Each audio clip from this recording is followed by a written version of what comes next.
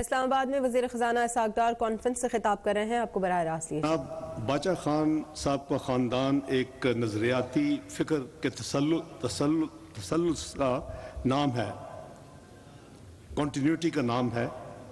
یہ نظریاتی جدوجہد ہمیشہ جاری و ساری ہے، اور ہم نے دیکھا کہ ان کی نسل در نسل جناب خان عبدالولی خان صاحب، جناب اسفد یار ولی صاحب، جناب ایمل ولی خان صاحب، یہ سب اسی جدوجہد کی ایک کڑی ہیں، اور ان کے ساتھی، ان کے دوست، ان کے رفقا کار، ان کا نظریہ جو ہے وہ عدم تشدد کا وہ بہت ہی کلیئر ایک نظریہ ہے اور جو قابل تعریف ہے۔ کئی اختلاف رائے ہوتے ہیں، لیکن اس کے باوجود جو باچا خان صاحب نے جو خدمات کی اور ان کے جذبہ آزادی، حریت، فکر اور اصلاحی تحریک اور اس کے اثرات سے کوئی بھی انکار نہیں کر سکتا۔ میں پوری قوم کی طرف سے جناب گریٹ لیڈر باچا خان عظیم بزرگ کی خدمات کو سلام پیش کرتا ہوں۔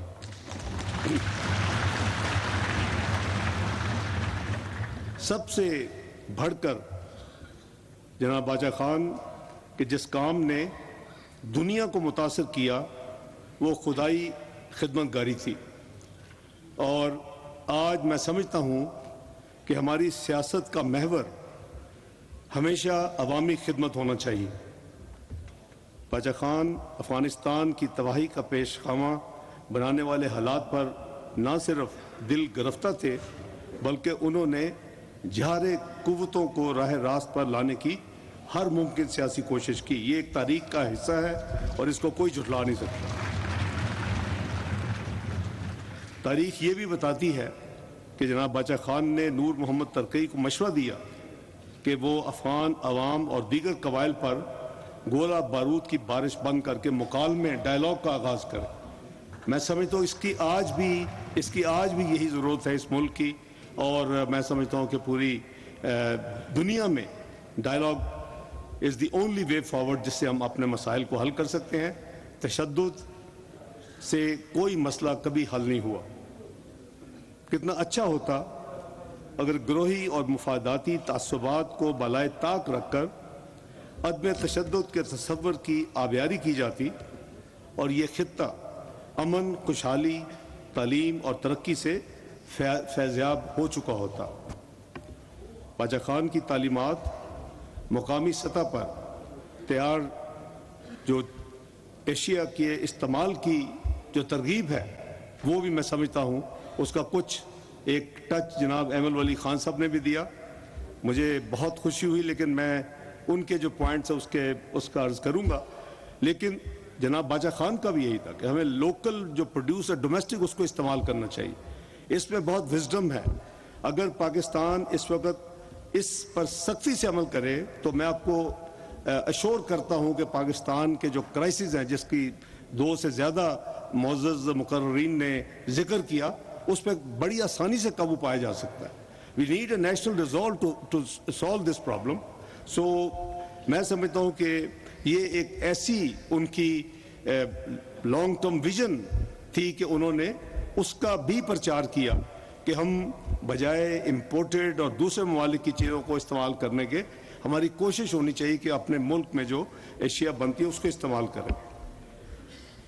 ہم سب جانتے ہیں کہ دہشت گردی آج کے دور کا سب سے بڑا چیلنج ہے۔ اس ناسور نے ہمارے قومی وجود کو لہو لہان کیا۔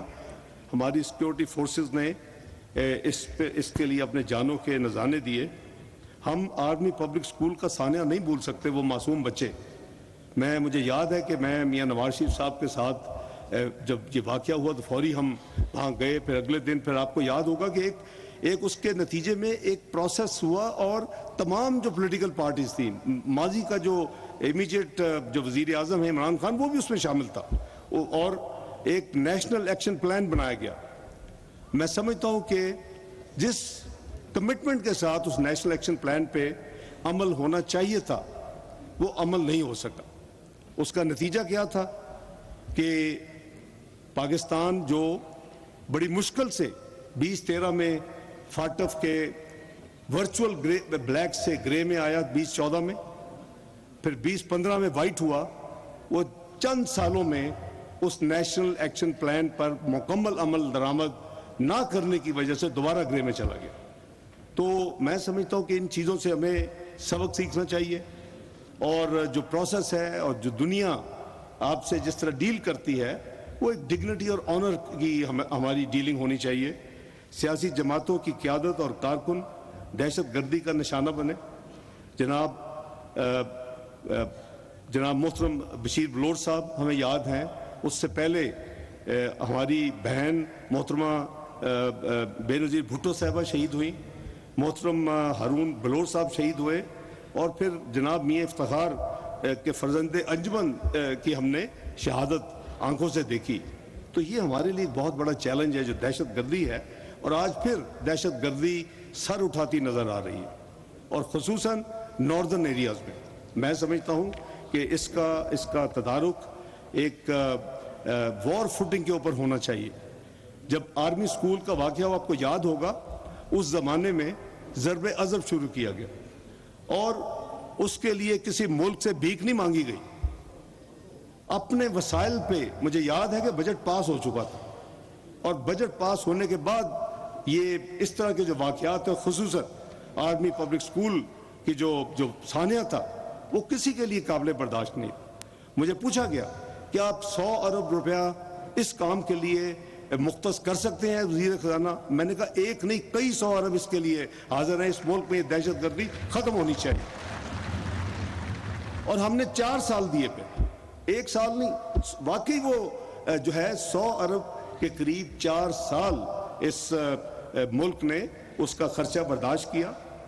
تو تعلیم میں سمجھتا ہوں کہ فروغ کے حوالے سے جو ذہن ہے بچوں اور بچیوں میں کوئی امتیازی فرق نہیں ہونا چاہیے, اور باچا خان کی تو یہی تعلیم تھی. آج ہم دیکھ رہے ہیں کہ ابھی مجھے جناب اسٹیٹ سیکرٹری صاحب نے 2 میری ٹنی منی بچیوں کو ملایا کہ ان کو کیا پرابلم ہے. وہ 7 سال ایک بچی کہہ رہی ہے کہ میں تعلیم مکمل, لیکن اب میں تعلیم جاری نہیں کر سکتی. میں انشاءاللہ ان کی بھرپور حکومت پاکستان اور وزیر اعظم کے سامنے نمائندگی کروں گا, اور انشاءاللہ اس کا حل نکالوں گا. باچا خان اور ان کے دیگر مدبروں کی سوچ اور جد و جہد اسی بچے اور بچیوں کی تعلیم اس کا ہمیں سبق دیتی ہے. میں عرض کروں گا کہ جو چیزیں کچھ یہاں ٹچ اپان ہوئیں, اس میں کچھ ماضی کی تاریخ آپ کے ساتھ شیئر کروں. 18ویں ترمیم کی بات ہوئی, جناب احمد ولی خان صاحب نے بھی اور جناب یوسف رضا گیلانی صاحب بھی بات کی. وہ ایک میں سمجھتا ہوں کہ پاکستان کی تاریخ میں ایک تحفہ تھا. اس کے بیک گراؤنڈ میں وہ چارٹر آف ڈیموکریسی تھی جس کا کام 2003 میں شروع ہوا.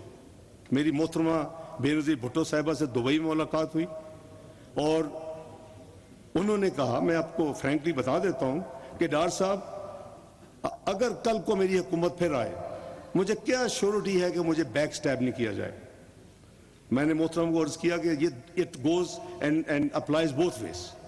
تو اپنا جناب محترمہ آپ بتائیں کیا کریں.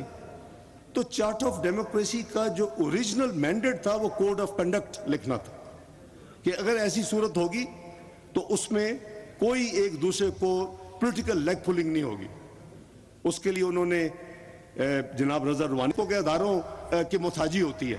آپ اگر ڈومیسٹک ہوں تو وہ مینیجیبل ہے, لیکن جو آپ کا ایکسٹرنل ڈیٹ ہے, کیونکہ آپ اس کرنسی کو تو پرنٹ نہیں کر کے اپنی ضروریات پوری کر سکتے. یہ ہمیں اس چنگل سے آزاد کرنا ہوگا اس قوم کو. اور میں سمجھتا ہوں کہ یہ وہ چیزیں ہیں کہ جو ایسے فورم میں اگر ڈیلیبریٹ کی جائیں, اس کے اوپر غور کیا جائے, اور تمام پولیٹیکل پارٹیز کو چاہیے کہ مل کے یہ فیصلہ کریں کہ پاکستان کو خود مختار, خوشحال اور ہمیں ترقی یافتہ ملک بنانا ہے. لیکن اس کی میں نے آپ کو ایک سمپل فارمولا دیا ہے. میں آج کل ان کرائسس سے گزر رہا ہوں, لیکن یہ کرائسس میرے 4 مہینے میں کریٹ نہیں ہوئے. یہ کرائسس اس وقت کی حکومت کے 9 مہینے میں کریٹ نہیں ہوئے. یہ کرائسس ہے پچھلے 5 سال کی مس مینجمنٹ, پچھلے 5 سال کی مس گورننس, پچھلے 5 سال کی اس ملک کی ٹوٹل تباہی. میں نے آپ کو نمبرز دے دیے ہیں. آپ پاکستان کی شرح نمو دیکھ لیں, آپ پاکستان کا فی کس آمدنی دیکھ لیں, آپ پاکستان کی مجموعی قومی پیداوار دیکھ لیں, ہر جگہ پہ آپ کو تباہی نظر آئے گی. وہ تباہی جو ہے اس کو اب ٹھیک کرنے کے لیے ہمارا پہلا جو سب کا کمبائن ہونا چاہیے ایفرٹ اور ہمارا گول کہ ہم اس تباہی کو نہ صرف قابو میں لائیں بلکہ اس کو دوبارہ ایک ترقی کی راہ پر گامزن کریں. یہی ملک تھا جو 2016 میں دنیا کی 24ویں معیشت بن چکا تھا. یہی ملک تھا جو دنیا کی سب سے بڑی پریمیم کلب جسے کہتے ہیں G20, اس کے لیے projection the PricewaterhouseCoopers کی کہ یہ 2030 میں اس کا ممبر ہوگا. ابھی بات ہوئی کہ جی آپ کے پاس اٹامک بوم ہے, آپ کے پاس میزائل ہیں, تو پھر آپ اپنا جو ہے مالی طور پہ بھی اپنے سٹینڈ ہمیں کھڑا ہونا پڑے گا انڈیپینڈنٹ, اور اپنے ملک کو مضبوط کرنا ہوگا, اور آپ ڈگنیٹی آنر کے ساتھ وہاں بیٹھ. لیکن آپ کو دکھ ہوگا یہ سن کر کہ 5 سال کی تباہی اور کچھ تجربات انہوں نے پاکستان کو اس نہج پہ لا کے کھڑا کر دیا پچھلے سال کہ پاکستان کی معیشت دنیا کی 47ویں معیشت بن گئی. My heart bleeds when I think کہ وہ ملک جو عنقریب 20-30 سے آپ 3-4 سال گین کر سکتے تھے, شارٹ کر سکتے تھے, وہ آج 47 معیشت ہے, 24 معیشت کی بجائے. تو میں سمجھتا ہوں کہ کمنگ بیک ٹو آج کا جو ہے ہمارا یہ نشست اور یہ ہمارا ایک ایونٹ, اللہ تعالیٰ جناب باچا خان, جناب خان عبدالولی خان, ان کو اعلیٰ درجات جنت میں عطا کریں. میرے بھائی جناب اسفند علی یار کی طبیعت ناساز, اللہ تعالیٰ ان کو صحت کاملہ عطا کریں. اور یہ ہم اگر مل کے میں سمجھتا ہوں کہ اگر ہم محنت کریں, ایک ڈیڈیکیٹڈ فیصلہ کریں, تو آئین, جمہوریت, تعلیم, صحت, عدم تشدد اور مکالمہ جو لوگ جو قوت ہے اس کی دشمن ہیں, ہم ان کو فیس کر کے یہ چیزیں اپنے ملک میں کم وقت میں ہم ان کو نافذ کریں. تو ہمارے بزرگ جناب باچا خان کے نقش قدم پہ جو ان کے یہی تھے, عدم تشدد تھی, تعلیم تھی, بچوں کی, وہ چیزیں جو ہے اس کو پریکٹیکلی امپلیمنٹ کریں. انشاءاللہ اس سے پاکستان کی بھی بہتری ہوگی, پاکستان عوام کی بھی بہتری ہوگی, اور انشاءاللہ میں سمجھتا ہوں کہ آج کا یہ جو ایونٹ ہے, انشاءاللہ اس سے بہت آئیڈیاز ہیں, اس میں بہت پرپوزلز ہیں, اس میں بہت سجیشنز ہیں, اس پہ ہم مل کے کوشش کریں گے, عمل کریں. پاکستان زندہ باد. اللہ تعالیٰ آپ سب کا حامی و ناصر. وفاقی سے کانفرنس سے خطاب کیا جا رہا تھا. انہوں نے کہا کہ قوم کی جانب سے باچا خان کی خدمات کو سلام پیش کرتا ہوں. دنیا میں مذاکرات واحد حل ہے جس سے مسائل حل ہو سکتے ہیں. باچا خان کی خدمات کو کوئی نظر انداز نہیں کر سکتا. وزیر خزانہ اسحاق ڈار باچا خان کانفرنس سے خطاب کر رہے تھے.